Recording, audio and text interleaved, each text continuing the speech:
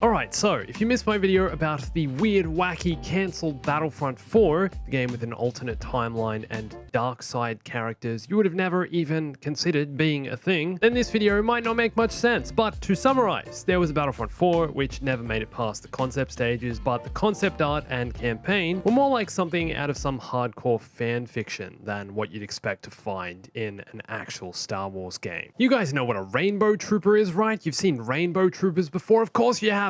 Whoever decided this was a good idea? Today I'm going to take you through all the characters and their backstories, and there's some real, weird, fun stuff here, so stay tuned.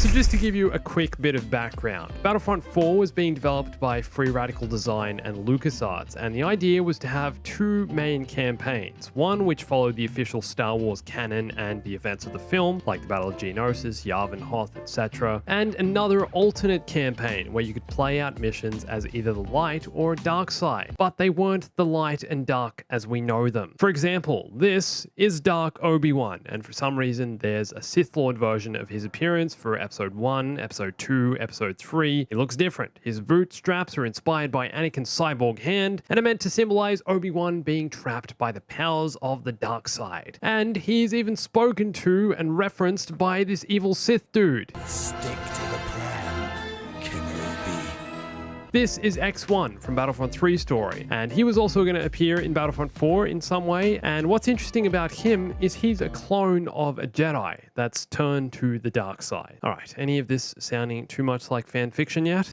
Hey everyone, it's Andrew!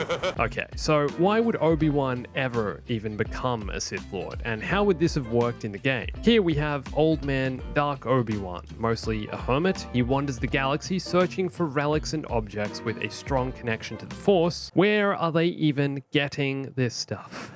An old man gnarled by the corruption of the dark side. My only thought would be that he turned to the dark side after Qui-Gon was killed. The death of his master haunted him, and he spiraled into a world of hatred and despair. Became buddies with Darth Maul or something like that, who knows. Here we have a few more concepts for a younger Dark Obi-Wan. For some reason, here he has two lightsabers. Because, you know, this was probably designed back, 2007, and dual sabers were all the rage back then. Everyone loved dual sabers. Between Starkiller and Ahsoka and all the fan fiction that spawned from the prequels, it was what was happening. Look at them all standing together. What is this? A Star Wars Sith Lord boy band? Got all their different poses and dance moves. This guy's wearing some skin-tight bodysuit. This dude here has borrowed an arm from the Sith Stalker. I'd go see them perform. Then we've got some suits for old man Obi-Wan.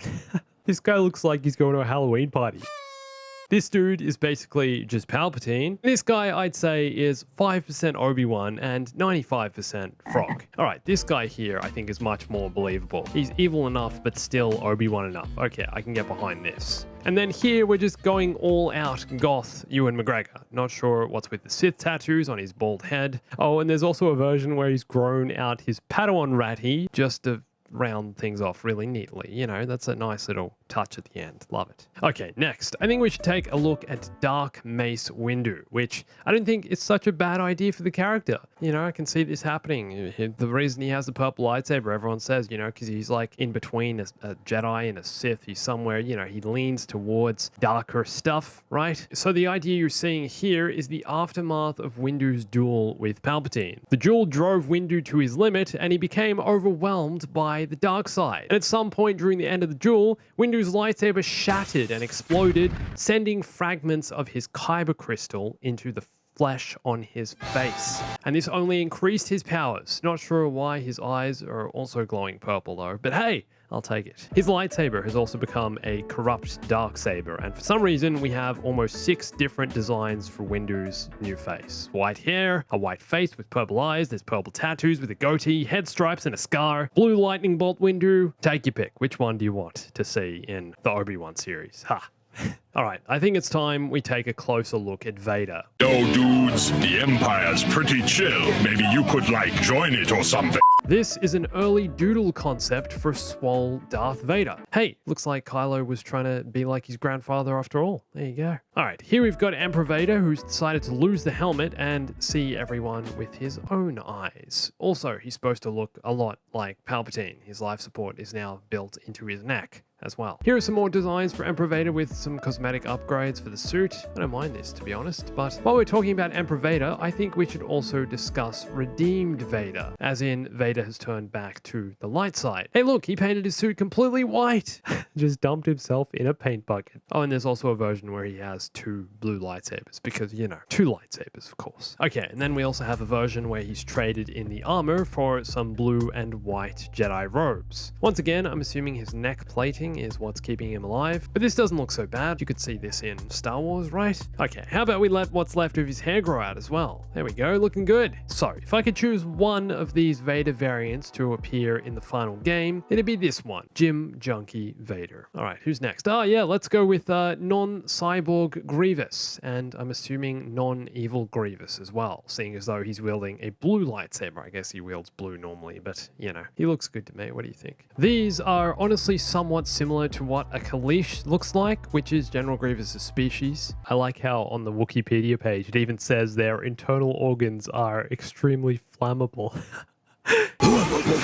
Alright, I feel like we should take a look at both sides of Princess Leia, who in Battlefront 4's campaign sided with Darth Vader and kills Luke. Here are some different hair and face variations. What is with the bald head and Sith tattoos on all of these characters? There's at least one of these for every character. They're basically just going full goth here. And then we've got the more questionable stuff, like this one with the short hair, this one with the Hutt Slayer bikini. This totally needed to happen. And this black and white image, which I'm not even sure I should be showing you, to be honest. I mean, what's she even doing here? Lightsaber in the ground, hand behind her head. What's the deal?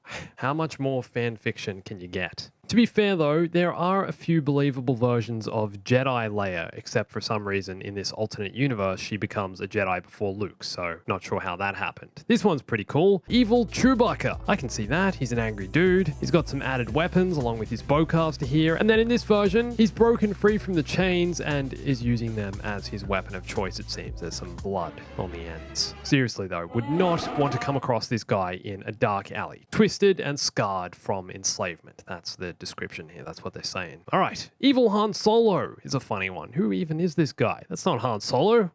This is what Darth Maul would have looked like had he not been corrupted by Palpatine early on in his life. The Jedi would have taken him in, and he would have become buddies with Eth Koth, another Zabrak. You know, that dude that gets stabbed by Palpatine. All right, now at least the double lightsaber makes sense. You know, Darth Maul uses double lightsaber, so Jedi Maul uses double-bladed lightsaber. Here's an interesting one, Jedi Asajj Ventress. And look, she actually has hair. I think this version is probably more accurate though, but hey, still some hair back there. Little ponytail way at the back. Here is Dark Luke, who comes to face Anakin around time of the Return of the Jedi in this alternate timeline, and you were going to get to defeat Luke in this game. There's also a version with this weird hair bun. There's one with Sith tattoos, of course. Why wouldn't there be? And then a Luke with long flowing hair and 2 pink lightsabers. Okay then, I'm not sure why. Oh, and whatever these are with the red lightsabers.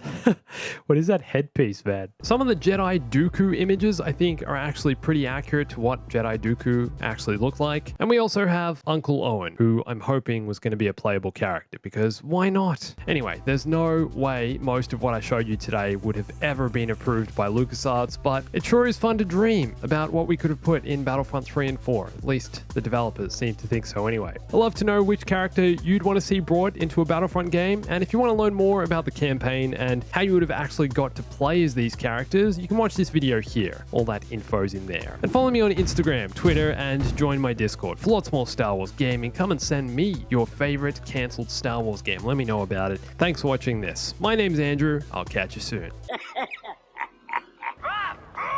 Stay bombastic.